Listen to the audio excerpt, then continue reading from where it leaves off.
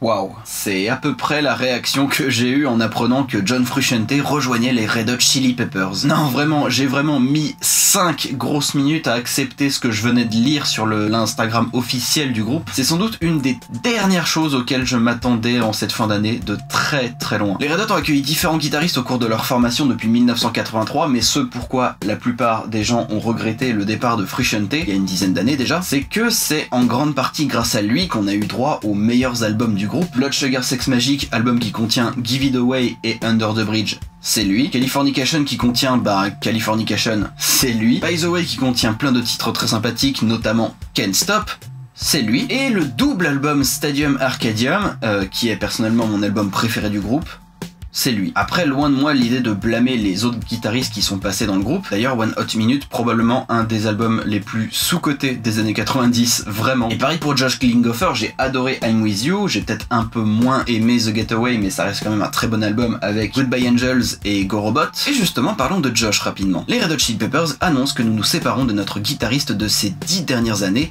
Josh Klinghoffer. Josh est un merveilleux musicien que l'on respecte et que l'on aime, nous lui sommes profondément reconnaissants pour ces années passées avec lui. En vrai, je suis un peu triste parce que même si beaucoup de gens avaient du mal à l'apprécier, personnellement j'aimais beaucoup Josh, je le trouvais très atypique dans son jeu et dans son attitude sur scène, et ça me plaisait vraiment beaucoup. On sait d'ailleurs pas réellement pourquoi il est parti du groupe, et à vrai dire, on s'en fout. Je veux dire, si le groupe communique pas dessus, ou peut-être qu'ils l'ont fait entre le moment où je parle, on est mardi matin, et le moment où cette vidéo sort, on est mercredi 17h, c'est qu'il y a une raison, et ça avancera personne d'être au courant de tout ça. Ça se trouve, il y a eu des désaccords entre lui et un ou plusieurs membres du groupe, et c'est ça qui a causé son départ, justement, mais vous savez, du drama, on en a déjà à l'appel dans notre monde d'aujourd'hui. Alors pas besoin d'en avoir plus. Voilà, merci, bonne journée. N'hésitez pas à commenter avec le hashtag le drama c'est nul. Mais bref, tout ça pour dire que je souhaite personnellement le meilleur à Josh, et si carrière solo il y a, je suis impatient et très curieux de voir ce que ça va donner.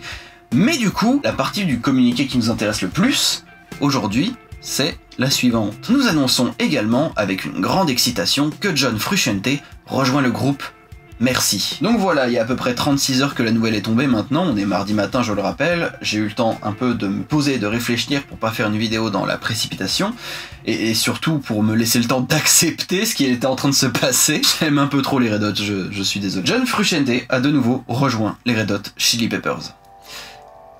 Et est-ce que c'est une si bonne nouvelle que ça? Même si je suis très heureux que cela soit arrivé, j'ai quand même quelques petites craintes par rapport à ça, et je vous propose qu'on en discute très rapidement. Déjà, il faut savoir que la relation entre Frusciante et les Red Hot est un peu bancale depuis le début, c'est pas son premier retour dans le groupe. Il avait déjà quitté le groupe en 92 à cause de son addiction à différentes drogues, ce qui l'a paradoxalement aidé à enregistrer un des albums les plus emblématiques du groupe, Blood Sugar Sex Magik. Et du coup, il revient en 99 après sa désintoxication.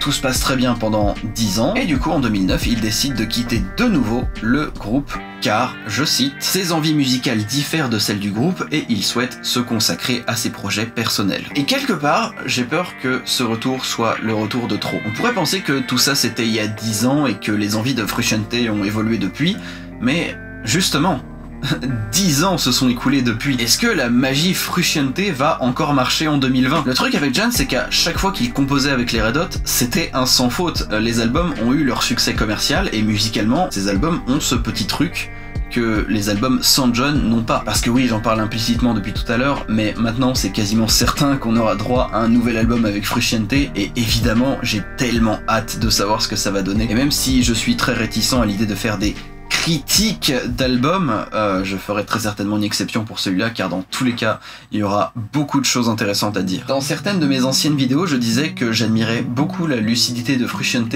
car pour moi, il a su se retirer des Red Hot au meilleur moment, selon moi, avec Stadium Arcadium. Quand un concept dure pas trop longtemps dans le temps et s'arrête vite, on a tendance à en garder un meilleur souvenir que quelque chose qui dure pendant des années et ne semble avoir aucune fin. Les Sex Pistols, par exemple, on se souvient encore de ce groupe aujourd'hui parce que c'était vraiment très atypique à l'époque, et surtout parce que l'histoire du groupe a été très très brève. Ça a duré genre 1 an, je crois. Ils ont sorti un album, c'est tout, un seul. Et voilà quoi, j'ai juste peur que John soit juste de retour pour faire l'album de trop avec les Red Hot, et qu'on soit tous déçus de Frusciante, et j'espère tellement sincèrement que je vais me tromper en disant ça. J'espère me tromper très sincèrement et qu'en fait ce nouvel album soit une tuerie, parce que John Frusciante, personnellement pour moi c'est un des guitaristes que je respecte le plus sur cette terre, vraiment. En tout cas, n'hésitez pas à me faire part de votre point de vue sur cette incroyable nouvelle. J'ai encore un peu de mal à croire que ce soit vraiment réel, mais il faut que je me fasse une raison, écoutez. Si vous voulez qu'on en discute un peu plus longuement, je serai en live sur Twitch ce soir, le lien est en description. Je serai là entre 18h et 20h, donc passez faire coucou, ça fait toujours plaisir, et ça nous permettra d'en parler de manière un peu plus détaillée. On se retrouve très bientôt pour le prochain épisode de Psycho, qui parlera de vous savez qui. Si vous avez vu l'épisode 2, je vous le laisse dans un coin de l'écran si vous l'avez pas encore vu. Prenez soin de vous, c'est le plus important, et à tout à l'heure sur Twitch pour les plus téméraires. Des bisous.